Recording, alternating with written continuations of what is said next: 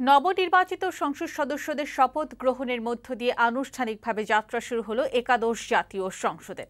সরকারিভাবে নির্বাচিত ঘোষিত 298 আসনের মধ্যে 289 জন সংসদ সদস্য আজ শপথ নিয়েছেন। বিদায়ী সংসদের স্পিকার ডক্টর শিরিন শারমিন চৌধুরী প্রথমে সংসদ সদস্য হিসেবে নিজের শপথ নেন, পরে অন্যদের শপথ পড়ান স্পিকার।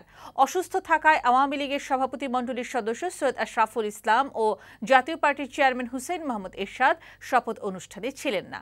শপথ নেননি বিএনপি ও জাতীয় ঐক্যফ্রন্টে নির্বাচিত 7 জন। রিতা নাহারের প্রতিবেদন দেখুন। আনুষ্ঠানিকভাবে শুরু হলো একাদশ জাতীয় সংসদের পথ চলা। ৩০ ডিসেম্বর নির্বাচনের ৩ দিন পর শপথ গ্রহণের জন্য সংসদ ভবনে আসতে থাকেন নবনির্বাচিত সংসদ সদস্যরা। জাতীয় সংসদ নির্বাচনের নিচ তলায় শপথ কক্ষে আয়োজন করা হয় শপথ অনুষ্ঠানের। স্পিকার ডক্টর শিরিন শারমিন চৌধুরীর কাছে দেশ ও মানুষের কল্যাণে কাজ করার শপথ নেন নবনির্বাচিতরা। রংপুর ৬ পীরগঞ্জ আসন থেকে নির্বাচিত হওয়ায় সংসদের রীতি অনুযায়ী প্রথমে স্পিকার ডক্টর শিরিন শারমিন চৌধুরী নিজের শপথ পাঠ করেন। আমি যে কর্তব্যভার গ্রহণ করিতে যাইতেছি তাহা আইন অনুযায়ী ও বিশ্বস্ততার সহিত পালন করিব।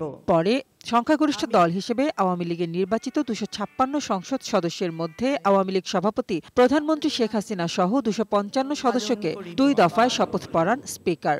আমি বাংলাদেশের প্রতি অকৃত্রিম বিশ্বাস ও আনুগত্য পোষণ করিব। এ সময় আওয়ামী লীগ সভানেত্রী শেখ হাসিনাকে ফুলেল শুভেচ্ছা জানান স্পিকার।